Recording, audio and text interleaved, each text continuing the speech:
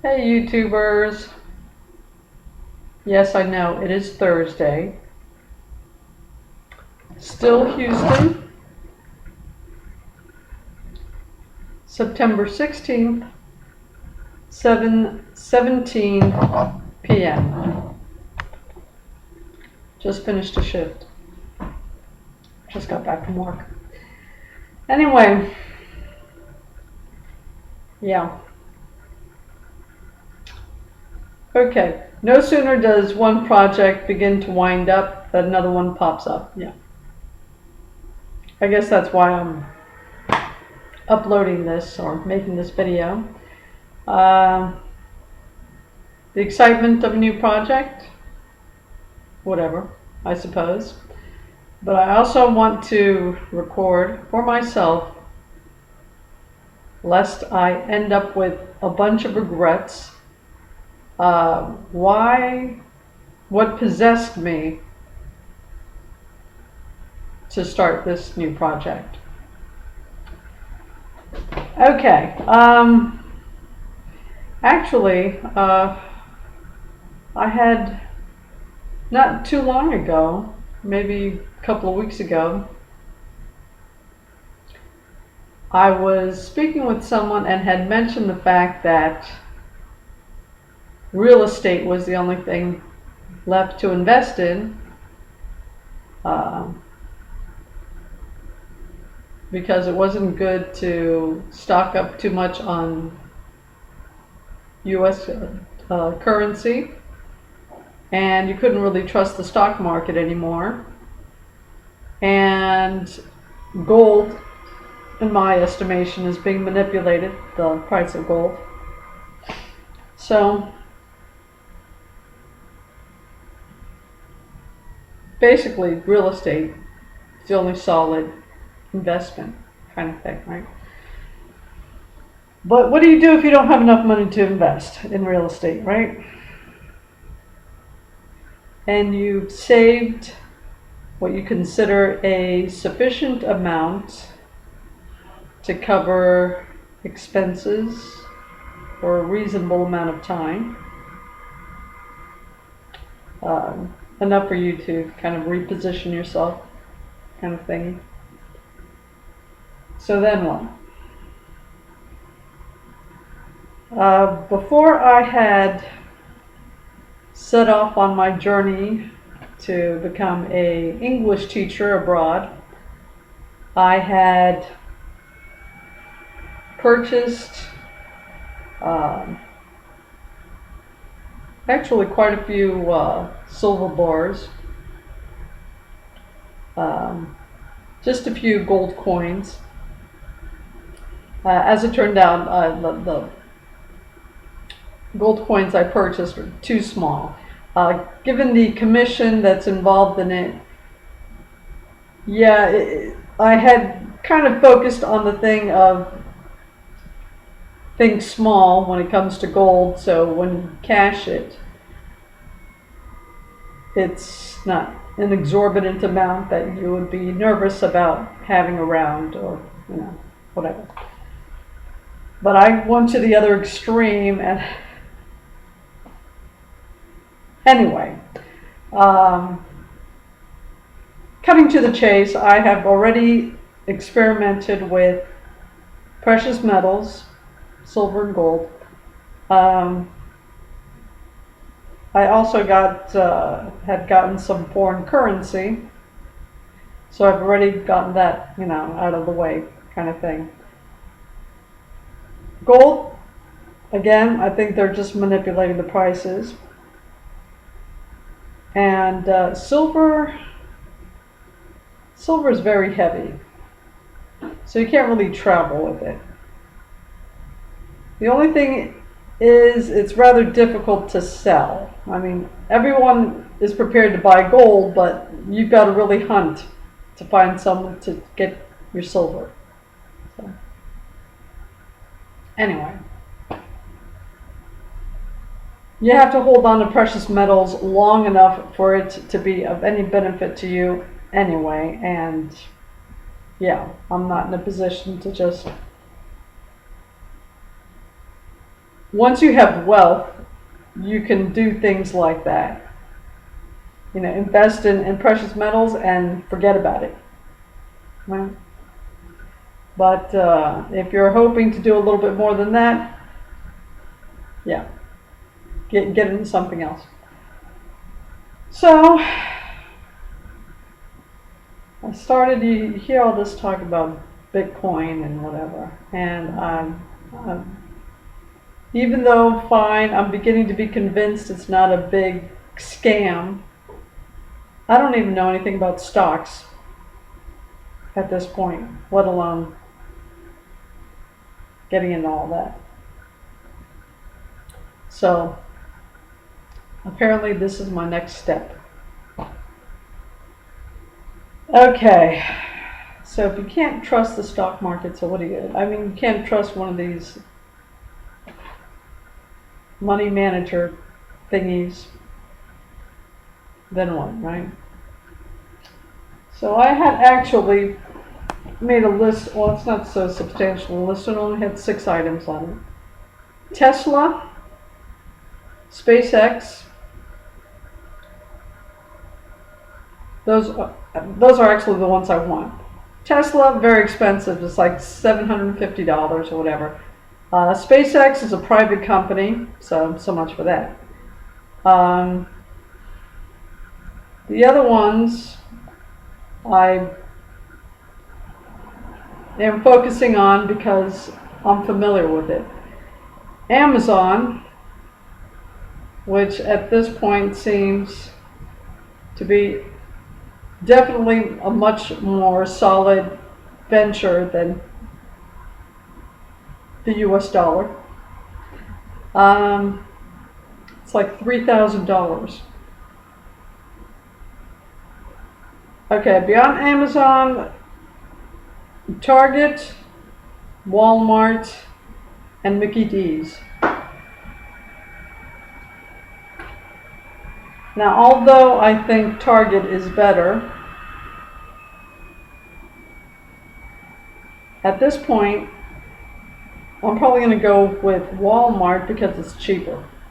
It's like 150 or something, I don't know, 140 something or other. Actually, they're pretty close in price. But since I've never done anything like this, I'm just going to start with the cheapest one and go from there. What was the other thing? Let's see, Tesla. What's that list? Anyway, Tesla, SpaceX, Amazon, Target, Walmart, Mickey D's. Okay.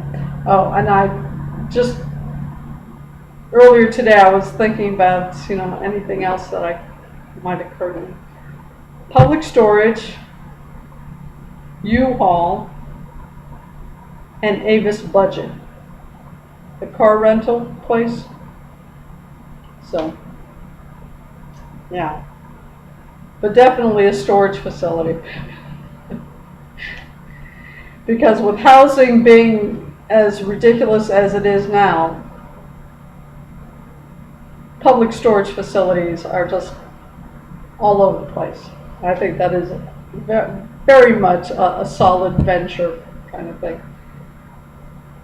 So, although I don't trust any of these, the portfolio, the things they have to make public and all, apparently they can just make up whatever numbers they want to, and again, they get away with it. So it's just going to be what I consider, just through my own experience, what I consider a solid venture. And definitely considerably more solid than US currency at this point in time. So, then you get into things like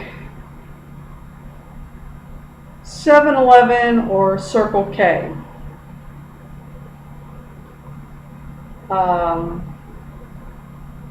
Randall's or H-E-B.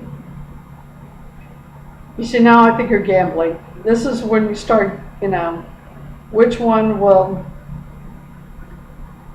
should you just have one of these to balance out your portfolio, or make it more, I don't know. But now I'm starting to, this is starting to be a little bit more gambling at this point. So, I don't, they say the stock market is just gambling. If you're not the kind of investor that just buys, does your research, buys the thing, and just holds on to it forever. Yeah, that's not what I intend to do. I don't intend to ever be a day trader or anything like that, but a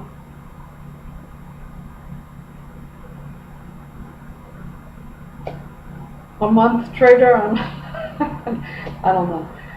Maybe not that much. Maybe an annual trader, I don't know. Quarterly trader, I don't know. But if I just can't ever generate a good enough income to really be able to just buy into a solid enterprise and just hold on to the stock forever, I'm going to have to be a little kind of a risk taker kind of thing. Hopefully never to the extreme of being a day trader, but yeah. Every few months, every other quarter, I don't know. And the thing about that is you don't even have to be as sociable as you do running a store. Even an online store requires a certain degree of interaction with them. So, I'm starting to find that I am falling into things that probably suit me better than anything I would have chosen for myself. So it's like, I don't know how you determine your priorities, but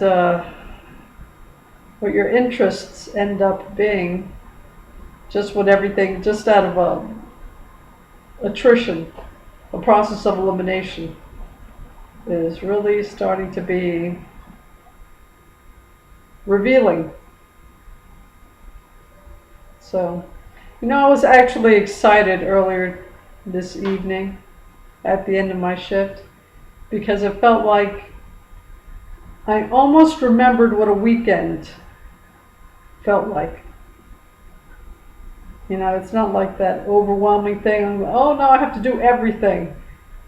I've got a couple of days off now. I have to run and do everything I want to do, and before the job week starts again. Getting more realistic handle on things. You actually almost remember what a weekend is supposed to feel like. So it's like, because really, if anything goes awry, it's like everything else has to be placed on hold when you piled things up like that. So it was almost like I remembered what a weekend was supposed to be. So it was almost relaxing. So I think I'm getting closer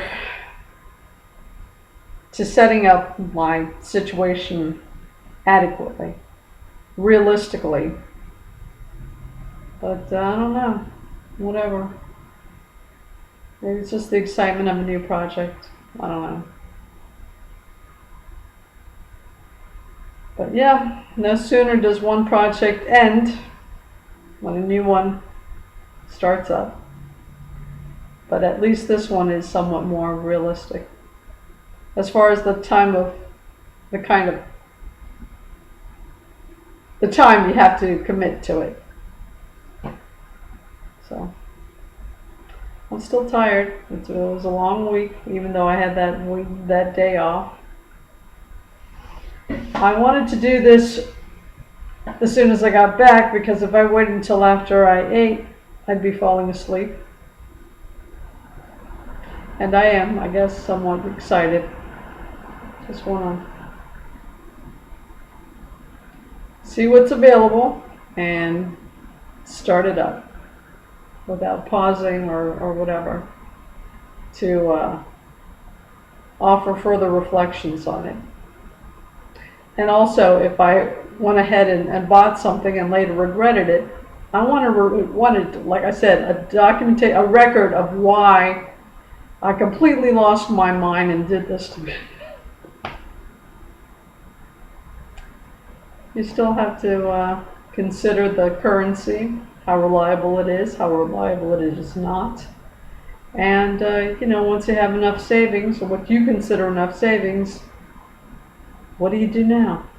You don't have enough to get into real estate. Okay.